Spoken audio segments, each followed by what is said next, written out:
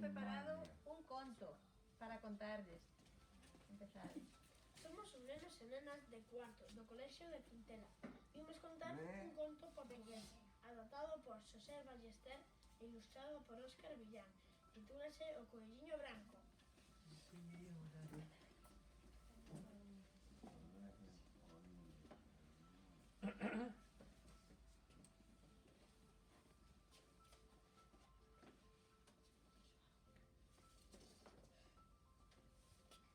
Érase unha vez un coelliño branco. Un día foi buscar coles á horta para facer un caldiño.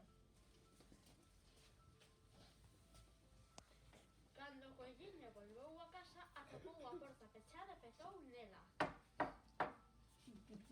Quen é? Preguntou un mozarrón desde dentro.